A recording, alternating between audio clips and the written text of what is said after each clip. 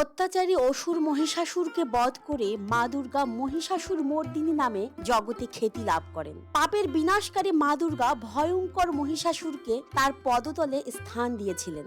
সেই থেকে মা দুর্গার পদতলে থেকে মায়ের সাথে পূজিত হন মহিষাসুর। কে এই মহিষাসুর, কি তার পরিচয়, আর কেনই বা অত্যাচারী পাপিষ্ট হওয়া সত্ত্বেও মা দুর্গার পদতলে থেকে মহিষাসুর দেবতা, মানুষ এবং রাক্ষস জাতির থেকে পূজা লাভ করেন? আসুন তবে জেনে নেই মহিষাসুরের জীবন বৃত্তান্ত। দক্ষের অনেকগুলি কন্যার মধ্যে একজনের নাম দনু। দনুর স্বামীর নাম ঋষি কাশ্যপ। তিনি 40টি পুত্র সন্তানের জন্ম দিয়েছিলেন। দনুর সেই সকল সন্তানদের বলা হয় দানব বা দৈত্য। দনুর পুত্রদের মধ্যে দুইজনের নাম রম্ভ এবং করম্ভ। এই দুই ভাইয়ের মধ্যে বেশ সদ্ভাব ছিল। ওই সময়ে রম্ভ ছিলেন অসুর কুলের অধিপতি। দৈত্য জননী দনু পুত্র রম্ভকে স্বর্গ এবং মর্ত্য জয় করার আদেশ দিয়েছিলেন। ত্রিভুবন জয়ের জন্য বীর এবং শক্তিশালী পুত্র লাভের উদ্দেশ্যে ঘোর তপস্যা শুরু করেন রম্ভ ও করম্ভ। এক বট গাছের তলায় পঞ্চাগ্নি জেলে অসুররাজ রম্ভ অগ্নি দেবতার উদ্দেশ্যে তপস্যা শুরু করেন। অপর ভ্রাতা করম্ভ নদীর বুক সমান জলে দাঁড়িয়ে বরুণ দেবের উদ্দেশ্যে ঘোর তপস্যা শুরু করেন। কেটে যায় কয়েক মাস। রম্ভ ও করম্ভের ঘোর তপস্যা দেখে বিপদের আশঙ্কা করেন দেবরাজ ইন্দ্র। স্বর্গরাজ্য রক্ষায় দেবরাজ ইন্দ্র কুমিরের রূপ ধারণ করে নদীর জলের তলায় অসুর করম্ভকে আক্রমণ করেন। সেই ভয়ঙ্কর লড়াইয়ে করম্ভের মৃত্যু হয়। দেবরাজ ইন্দ্রের বিভিন্ন প্রকার বাধা সত্ত্বেও অসুররাজ রম্ভ তপস্যা শেষ করেন। রম্ভের তপস্যায় সন্তুষ্ট হয়ে অগ্নিদেব বর দিয়েছিলেন যে অসুররাজ রম্ভ বীর এবং পরাক্রমশালী এক পুত্র সন্তান লাভ করবেন এবং সেই পুত্র সন্তান হবে স্বর্গ, মর্ত্য এবং অসুর কুলের একচ্ছত্র অধিপতি। রম্ভ তপস্যা স্থল থেকে প্রস্থান করতেই তিনি এক স্ত্রী মহিষকে দেখতে পেলেন। দিব্য দৃষ্টি দিয়ে অসুররাজ রম্ভ জানতে পারেন এই স্ত্রী মহিষটি হলো স্বর্গের একজন অপ্সরা। অভিশাপের কারণে সেই অপ্সরার পৃথিবীতে আগমন ঘটেছে। এই স্ত্রী মহিষের অথবা অপ্সরার নাম শ্যামলা। ঘটনাচক্রে রম্ভাসুর স্বর্গের অপ্সরা শ্যামলাকে বিবাহ করেন। রম্ভাসুর যখন তপস্যারত তখন অন্তঃসত্ত্বা অসুর রানী মহিষের রূপ ধারণ করে ঘুরে বেড়াচ্ছিলেন।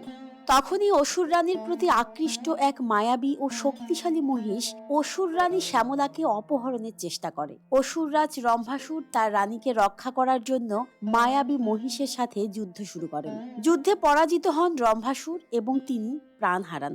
যমরাজ রম্ভাসুরের আত্মা ছিনিয়ে নিতে এলে বাধা দিয়েছিলেন পতিব্রতা মহিষী। নিজের গর্ভে স্থান দিয়েছিলেন স্বামীর আত্মাকে, অর্থাৎ নিজের গর্ভস্থ সন্তান ছাড়াও পতিব্রতা মহিষীর গর্ভে লালিত পালিত হতে থাকে তার স্বামীর আত্মা।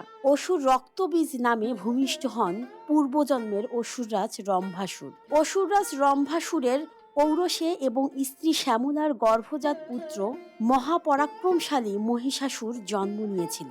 স্বাভাবিকভাবে যেহেতু মহিষাসুরের মা ছিলেন মহিষ, তাই মহিষাসুর ইচ্ছে মতো মহিষের রূপ ধারণ করতে পারতেন এবং মহিষের পেটে নিজেকে লুকিয়ে রাখতে পারতেন। পুত্রের জন্মের কিছুদিন পরেই মৃত্যু হয়েছিল মাতা শ্যামলার। অসুররাজ রম্ভাসুরের আত্মীয়রা রাজপুত্র মহিষাসুরকে লালন পালন করেছিলেন। যুবক হওয়ার সাথে সাথেই মহিষাসুরের মধ্যে ত্রিলোক জয় করার বাসনা ফুটে ওঠে। মহিষাসুর বুঝতে পেরেছিলেন ত্রিলোক জয় করতে হলে অমরত্ব লাভ করতে হবে। প্রজাপতি ব্রহ্মার আরাধনা করার সিদ্ধান্ত নিলেন মহিষাসুর। বিপদসংকুল গহীন অরণ্যে একটি গাছের নিচে এক পায়ে দাঁড়িয়ে মহিষাসুর শুরু করেছিলেন কঠোর তপস্যা।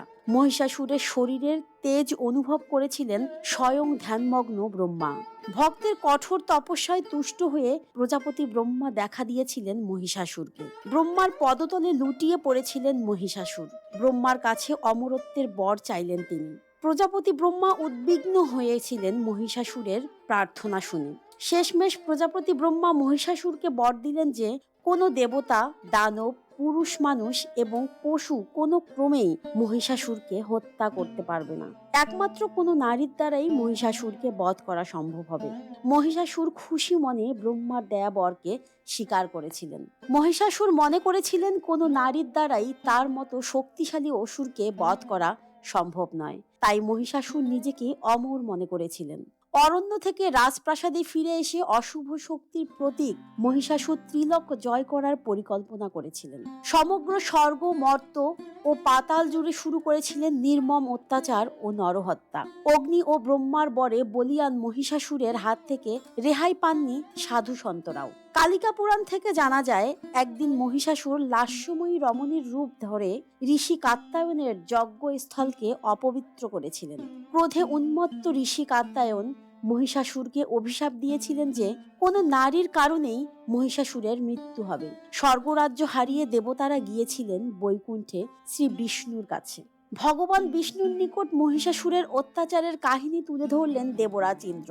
ইন্দ্রের নিবেদন শেষ হতেই সুরেলা অথচ কঠোর ধ্বনিতে বৈকুণ্ঠের আকাশ বাতাস ধ্বনিত করেন আদ্যশক্তি মহামায়া। ঋষি কাত্যায়নের আশ্রমে দেবী পার্বতী, লক্ষ্মী ও সরস্বতী এক মহাশক্তিশালী দেবীর নবকলেবরে বিলীন হয়ে গিয়েছিলেন। ব্রহ্মা, বিষ্ণু, মহেশ্বর ও বাকি দেবতাদের দেহ থেকে নির্গত তেজরশ্মি প্রবেশ করেছিল মহাশক্তিশালী দেবীর দেহে। এই নব আবির্ভূতা দেবীর নাম দেবী কাত্যায়নী। দেবী কাত্যায়নীর সর্বাঙ্গ থেকে নির্গত জ্যোতির তীব্রতা এত ছিল যে দেবতারা পর্যন্ত দেবীর দিকে তাকাতে পারছিলেন না। দেবী কাত্যায়নী দেবতাদের বলেন তিনি মহাদেবীর অবতার দুর্গা রূপে মহিষাসুরকে বধ করে অশুভকে বিনাশ করবেন। এরপর দেবতারা নিজেদের অস্ত্র দিয়ে দেবী দুর্গাকে সজ্জিত করেন। ভগবান শ্রী বিষ্ণু দেবী দুর্গার হাতে তুলে দিয়েছিলেন 108টি ধার বিশিষ্ট সুদর্শন চক্র। দেবীর বাহন হিসেবে গিরিরাজ হিমালয় দিয়েছিলেন এক ভয়ঙ্কর সিংহ। ভয়ঙ্কর লড়াই শুরু হয় দেবী দুর্গা ও মহিষাসুরের মধ্যে। দেবী দুর্গার রূপ লাবণ্যে মুগ্ধ হয়ে মহিষাসুর দেবী দুর্গাকে বিবাহের প্রস্তাব দেয়। দেবী দুর্গা মহিষাসুরকে তাচ্ছিল্যের সাথে প্রত্যাখ্যান করেন। দেবী দুর্গা কালিকা রূপে রক্তবীজকে বধ করেন। মা দুর্গা 3 বার মহিষাসুরকে পরাজিত ও বধ করেন। প্রথমবারে অষ্টাদশ ভুজা উগ্রচণ্ডা রূপে, দ্বিতীয়বার ভদ্রকালী এবং তৃতীয়বার দশভুজা দেবী দুর্গা রূপে মহিষাসুরকে বধ করেন মহাদেবী মহামায়া। রাত্রিকালে স্বপ্নে ভদ্রকালীর মূর্তি দেখলেন মহিষাসুর। তখন তিনি শুরু করলেন দেবীর আরাধনা। আরাধনায় প্রীত হয়ে প্রসন্ন দেবী মহিষাসুরকে বর চাইতে বলেন। মহিষাসুর দেবী দুর্গার পদতলে থেকে পূজা প্রাপ্তির বর চাইলেন। তখন দেবী ভদ্রকালী মহিষাসুরকে আশীর্বাদ করে বলেন, উগ্রচণ্ডা, ভদ্রকালী আর দুর্গা এই 3 মূর্তিতে আমার পদলগ্ন হয়ে তুমি সব সময় ত্রিভুবনে পূজ্য হবে। এ কারণে মহিষাসুর আদিকাল থেকে দেবতা, মানুষ এবং দানব সবার নিকট থেকে পূজা লাভ করেন। আমাদের ভিডিও আজকের মতো এখানেই। সাথে থাকার জন্য ধন্যবাদ সবাইকে।